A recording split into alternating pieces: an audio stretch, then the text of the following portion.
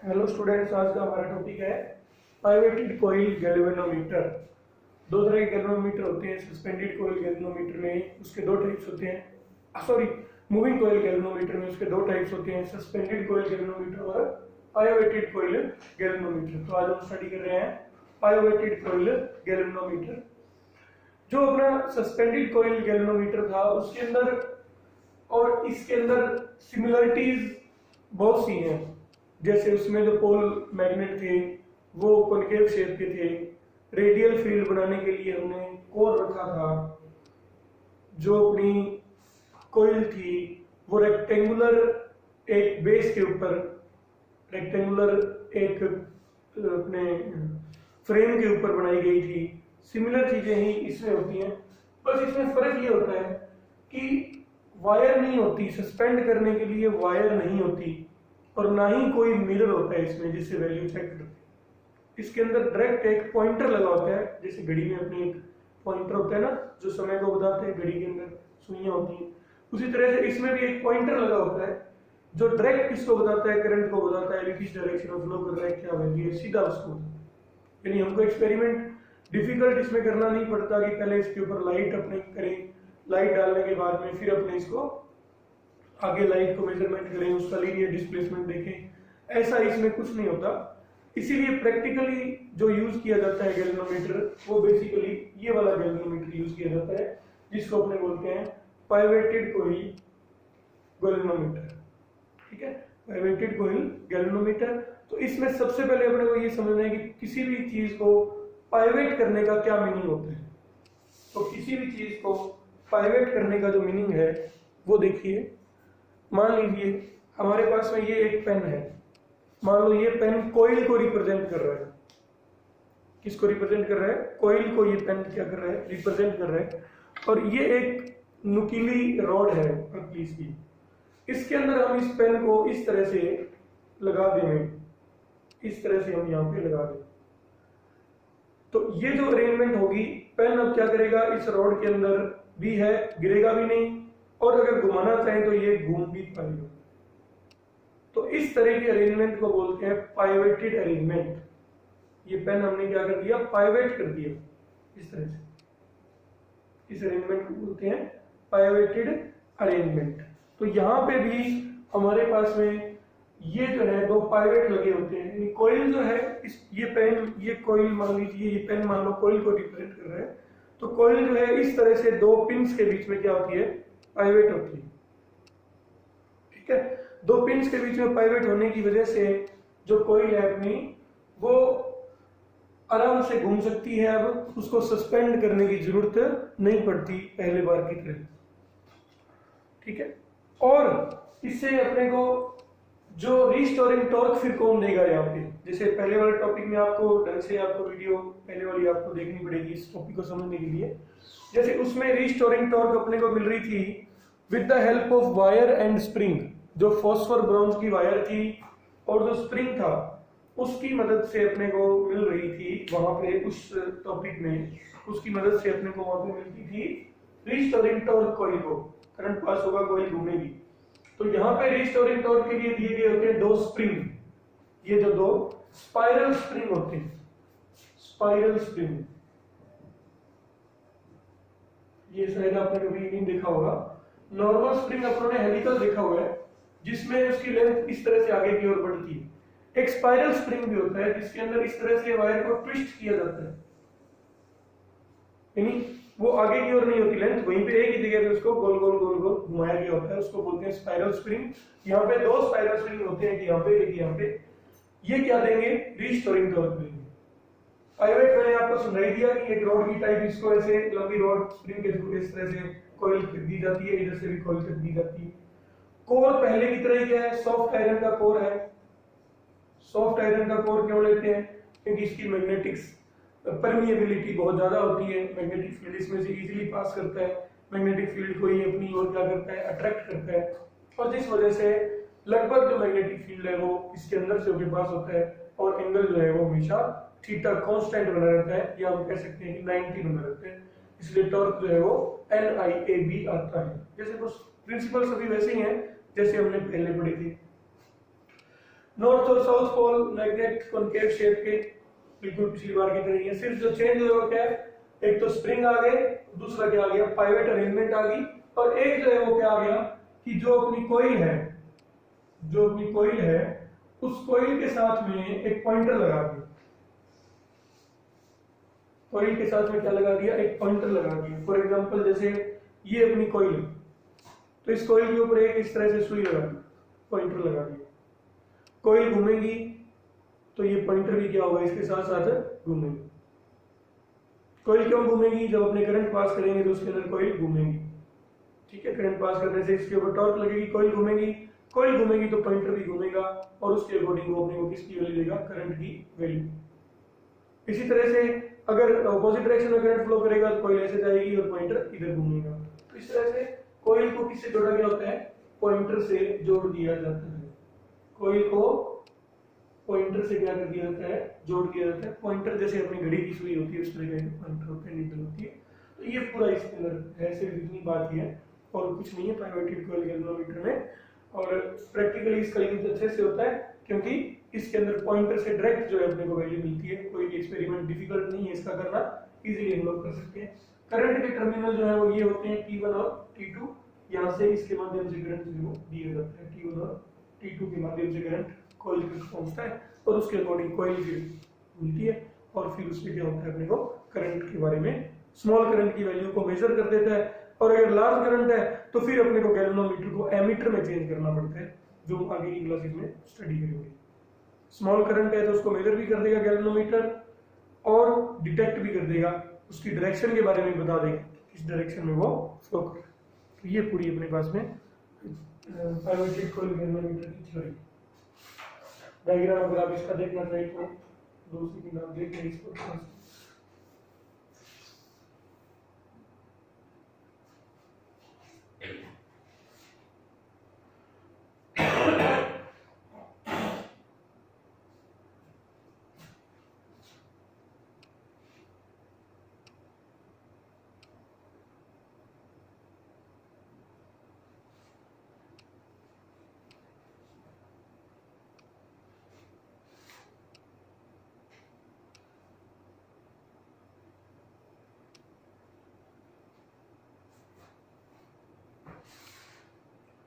उसके बाद में आता है अपना सस्पेंडेड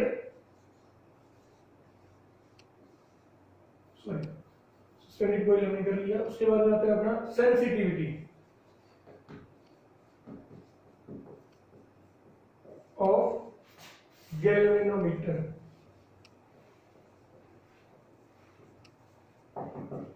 सेंसिटिविटी ऑफ गैल्वेनोमीटर बहुत इंपॉर्टेंट टॉपिक है ये भी। इसके अंदर हम लोग करंट सेंसिटिविटी, वोल्टेज सेंसिटिविटी और हम लोग इसके अंदर स्टडी करेंगे figure of merit of galvanometer, इस तरह के टॉपिक्स इसके अंदर आएंगे। और फिर अपना इस चैप्टर का लास्ट पोर्शन स्टार्ट होगा और वो पोर्शन है अपना ampere circuital law. Ampere circuital law जो भी इस चैप्टर में न्यूमेरिकल है वो बेसिकली एक वायर पर जब उसको मैग्नेटिक फील्ड में रखते हैं करंट कैरिंग वायर को, तो उसके ऊपर जो फोर्स लगती है उस पर बेसिकली ज्यादा जो है न्यूमेरिकल्स है, ठीक है। तो इसलिए अपने को न्यूमेरिकल पोर्शन इसका इजी है, एक दो क्वेश्चन ही ऐसे हैं जो हार्ड है, उसको आप करने की ट्राई कीजिएगा। और बाकी थ्योरेटिकल जो है वो सारी चीजें थोड़ी इसके अंदर नहीं है, लगभग 80% सिलेबस अपना इस चैप्टर का पूरा हो गया है। तो जो सेंसिटिविटी है, सेंसिटिविटी का मतलब होता है कि कोई भी इक्विपमेंट जो है वो कितनी कम वैल्यू से कितनी कम वैल्यू को भी डिटेक्ट कर सकता है, कितनी कम वैल्यू को भी वो डिटेक्ट कर सकता है, उसको बोलते हैं उसकी सेंसिटिविटी। फॉर एग्जांपल जैसे हमारे पास में एक गैल्वेनोमीटर है, मान लीजिए एक गैल्वेनोमीटर है ए, एक दूसरा गैल्वेनोमीटर है बी।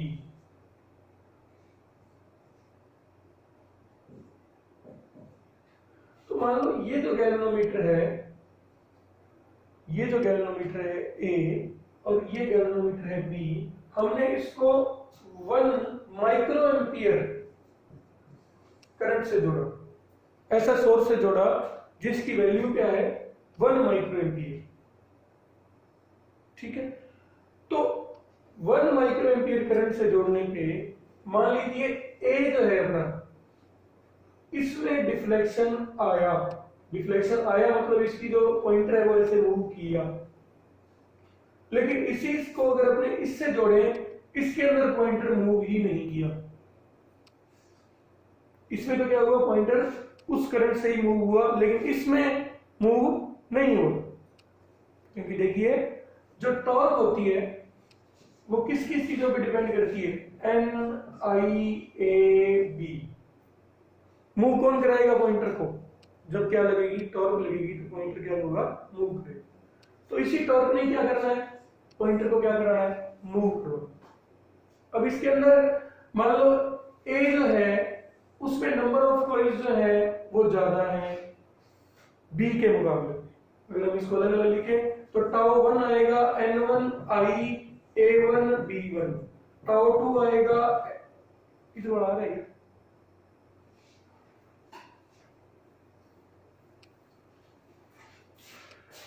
टाउ 1 जो आएगा वो आएगा N1 I A1 B1। Suppose ये जो गैल्वेनोमीटर है इसके अंदर हमने कॉइल बनाई हुई है, उसके अंदर नंबर ऑफ टर्न्स है N1। करंट तो दोनों में सेम पास हो रहा है I। हमने कहा करंट कितने से सोर्स से जोड़े, इसको 1 माइक्रो एम्पियर करंट से जोड़े। इसका एरिया है A1, इसकी जो मैग्नेटिक फील्ड है वो है B1। इसी तरह से टाउ 2, इसमें जो टॉर्क लगेगी वो कितनी लगेगी, N2 I A2 और B2। और मान लो ये सभी वैल्यूज, ये तीनों वैल्यूज जो अपने गैल्वेनोमीटर बनाए हुए, उसका एट्रीब्यूट है। जब हमने गैल्वेनोमीटर बनाया ये उसका एट्रीब्यूट है, उस टाइम हम लोग डिसाइड करेंगे कि हमको कैसे मैग्नेट लगाने हैं, कितनी नंबर ऑफ टर्न्स लगाने हैं। तो मान लो सेकंड में कम है, सेकंड में नंबर ऑफ टर्न्स क्या है, कम है, फर्स्ट में नंबर ऑफ टर्न्स क्या है, ज्यादा है। तो फर्स्ट ज्यादा कम करंट से भी, इसमें अगर करंट दोनों में सेम करंट अगर हम फ्लो करें तो इसमें क्या हो रहा है, टॉर्क एग्जिस्ट कर रही है। क्योंकि टॉर्क केवल किस पे डिपेंड नहीं करती, आई पे नहीं करती, इन चीजों पे भी करती है। लेकिन इसमें उतनी टॉर्क नहीं मिल पा रही कॉइल को कि जिससे वो क्या कर सके, रोटेट कर सके, क्योंकि इनकी वैल्यूज फर्स्ट वाले के मुकाबले में क्या है, कम है। तो इस केस में हम क्या कहेंगे, इस केस में हम कहेंगे कि जो हमारा ए गैल्वेनोमीटर है it is more sensitive than galvanometer B, क्योंकि वो स्मॉल करंट को भी क्या कर पाता है, डिटेक्ट कर पाता है। क्यों कर पाता है, क्योंकि उसकी मैन्युफैक्चरिंग के टाइम हमने उसका N1 A1 B1 क्या कर रखा है, अच्छे से बहुत अच्छी वैल्यू का हमने उसको बना रखा है। जबकि टॉर्क 2 में जो है N2 A2 B2 जो है वो हमारा कम है, इस कॉइल की कम है। तो ज्यादा सेंसिटिव होने का मतलब ये है गैल्वेनोमीटर का कि वो कितनी न्यूनतम मिनिमम वैल्यू से करंट की वैल्यू को भी डिटेक्ट कर सके। एक गैल्वेनोमीटर है हमारा वो 1 माइक्रो एम्पियर को डिटेक्ट करता है, और एक है वो 1 मिली एम्पियर मिनिमम करता है। इससे ज्यादा वाले को तो करेगा ही, कम से कम इतने वाले को करेगा। तो ये वाला क्या होगा, कम सेंसिटिव होगा, और ये वाला जो है वो ज्यादा सेंसिटिव होगा। जैसे हम लोग भी जनरल लाइफ में देखते हैं, कुछ जैसे इंसान है, इंसान जो है इसके अंदर इसकी जो बॉडी है इसकी सेंसिटिविटी ज्यादा है, हमें गर्मी भी ज्यादा लगती है, अगर कोई पिंच करे तो हमें दर्द भी होता है। लेकिन अगर हम दूसरे कोई जानवर देखें, बफेलो देखें, काऊ देखें, तो उनको इतना दर्द नहीं होता हो, क्योंकि उनकी त्वचा इतनी ज्यादा सेंसिटिव नहीं है। हमारी त्वचा में भी अलग अलग पार्ट्स हैं जो ज्यादा सेंसिटिव है।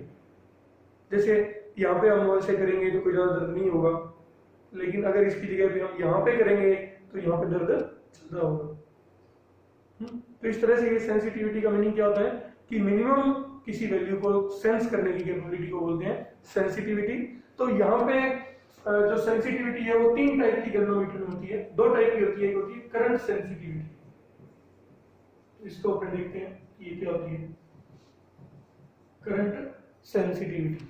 इसको चेक करते हैं सबसे पहले, इसकी डेफिनेशन। सो करंट सेंसिटिविटी होती है deflection per unit current, deflection per unit current.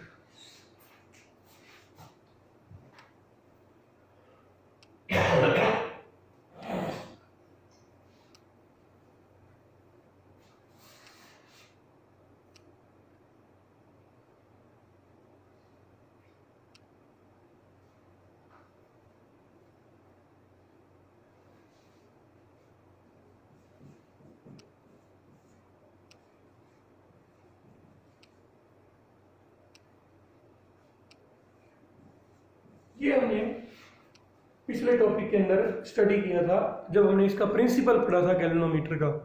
उस टाइम हमने इस फॉर्मूले को स्टडी किया था कि I बराबर होता है, I किसके प्रोपोर्शनल हमने प्रूव किया था, फाई के प्रोपोर्शनल प्रूव किया था वहां पे कि जितना ज्यादा डिफ्लेक्शन होगा करंट उतना ही ज्यादा क्या होगा, फ्लो हो रहा होगा, या फिर जितना ज्यादा करंट फ्लो करेगा उतना ज्यादा वहां पे क्या होगा, डिफ्लेक्शन भी होगा। ये हमने स्टडी किया था।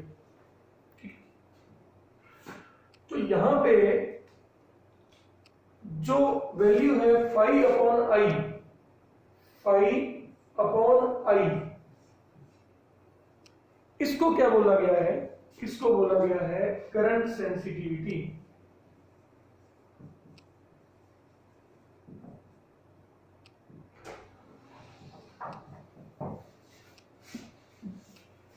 दैट मीन्स कि अगर अपने को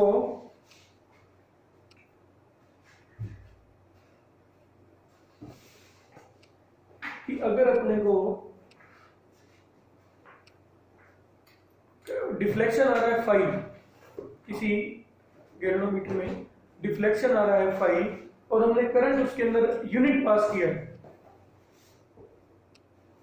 तो इस वैल्यू को क्या बोला जाएगा, करंट सेंसिटिविटी बोला जाएगा, फाई अपॉन आई।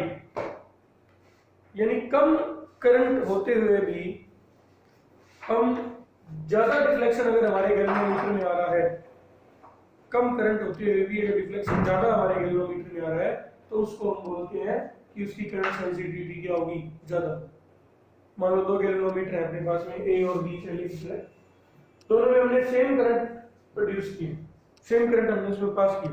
एक गैल्वेनोमीटर में जो एरो है वो यहाँ तक जा रही है, दूसरे में वो सिर्फ यहाँ तक जा रही है। तो फर्स्ट गैल्वेनोमीटर में डिफ्लेक्शन ज्यादा आ रहा है करंट पास करने पे, सेम करंट पास करने पे, इसका मतलब फर्स्ट वाला क्या होगा, मोर सेंसिटिव हो। फर्स्ट वाला क्या होगा, मोर सेंसिटिव हो। तो यहां से अगर अपने देखते हैं तो फाई अपॉन आई क्या होगा, करंट सेंसिटिविटी। यहां से अपने पास में फाई अपॉन आई की जो वैल्यू होगी वो किसके इक्वल होगी, सी अपॉन एन ए बी के इक्वल होगी, सी अपॉन एन ए बी के इक्वल होगी। यहां पे सी क्या थी, सी था हमारा कि जो अपनों ने रीस्टोरिंग टॉर्क के बारे में पढ़ा था, जो हमने रीस्टोरिंग टॉर्क के बारे में पढ़ा था कि वायर की वजह से क्या आती है, रीस्टोरिंग टॉर्क आती है। वायर की वजह से रीस्टोरिंग टॉर्क क्या होती है, प्रोड्यूस होती है। हमने इसके बारे में पढ़ा था। और सी हमने क्या लिया था यहाँ पे कि अगर यूनिट ट्विस्ट हो वायर में, यूनिट डिग्री का क्या हो, ट्विस्ट हो, तो कितनी रीस्टोरिंग फोर्स जनरेट होती है, टॉर्क जनरेट होती है, उसको हमने क्या लिया था, सी। वहां पे किया था ना कि tau restoring is equal to C phi, tau restoring is equal to C phi, हमने ये पढ़ा था। तो वहां पे सी क्या था, यूनिट रेडियन घूमने पे कितनी टॉर्क रीस्टोरिंग वायर की वजह से क्या होती है, जनरेट होती है। कौन सी वायर यूज होती है वहां पे, फॉस्फर ब्रॉन्ज वायर यूज होती है। तो वहां पे फॉस्फर ब्रॉन्ज क्यों यूज करते हैं, वो इसलिए यूज करते हैं क्योंकि अपने को क्या चाहिए, phi upon I, this is equal to C upon, ये थोड़ा सा गलत लिख दिया, यहाँ पे C upon N A B नहीं आएगा, बल्कि ये आएगा N A B upon C. जब ये अपना फाई है, आई इसके नीचे लेके आएंगे, ये इधर जाके रेसिप्रोकल हो जाएगा, तो ये बन जाएगा एन ए बी अपॉन सी। तो यहां पे अपने को मटेरियल कैसा चाहिए, जिसका सी क्या हो, लेस हो। कि सी कम होगा तभी फाई अपॉन आई की वैल्यू यानी करंट सेंसिटिविटी एस आई की वैल्यू क्या होगी, ज्यादा होगी। करंट सेंसिटिविटी को डिनोट करते हैं एस आई से। अगर हमारा सी कम होगा तभी एस आई की वैल्यू क्या होगी, ज्यादा होगी।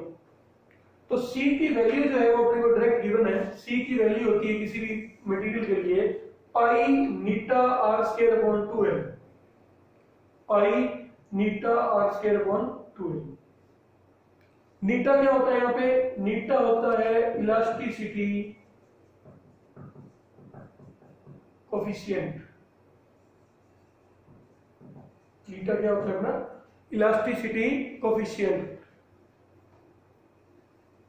ठीक है, तो इस नीटा की वैल्यू क्या होती है? फॉस्फर ब्रॉन्ज के लिए जो हमने पढ़ा था, फॉस्फर ब्रॉन्ज के लिए इस नीटा की वैल्यू क्या होती है? लेस होती है। नीटा की वैल्यू लेस हुई, इस वजह से जो अपना सी है उसकी वैल्यू भी क्या होगी? लेस होगी, और सी की वैल्यू कम होने के कारण से इसकी वैल्यू क्या हो जाएगी? हायर हो जाएगी। तो अगर हमारे पास क्वेश्चन आता है कि भी फॉस्फर ब्रॉन्ज की वायर हम लोग क्यों यूज करते हैं सस्पेंडेड कॉइल गैल्वेनोमीटर में, तो इसलिए करते हैं क्योंकि उसके लिए सी की वैल्यू यानी रीस्टोरिंग फोर्स पर यूनिट जो है अपना एंगल, वो वैल्यू बहुत ही क्या होती है? कम होती है, और उसके कम होने के कारण से सी की वैल्यू बहुत कम होने के कारण से करंट सेंसिटिविटी क्या होती है? बढ़ती है। और सी की वैल्यू भी कम क्यों होती है? क्योंकि नीटा की वैल्यू जो इलास्टिसिटी कांस्टेंट होता है उसके लिए वो कम। अब सीधा भी लिख सकते हैं कि क्वेश्चन इस तरह से आएगा, why phosphor bronze is used in suspended coil galvanometer. तो उसका आंसर है it is used because its elasticity constant is less, due to which current sensitivity of galvanometer increases। ठीक है, तो इस तरह से ये अपना जो टॉपिक है करंट सेंसिटिविटी जो है इसका जो यूनिट होती है वो होती है डिवीजन पर एम्पियर, DIVISION पर एम्पियर। ये दी गई है according to pivoted coil galvanometer. Pivoted coil galvanometer के आधार पे इसकी वैल्यू को दिया गया है। कैसे दिया गया? देखिए, पाइवेटेड कॉइल गैल्वेनोमीटर की वैल्यू के आधार पर इसकी वैल्यू को दिया गया है।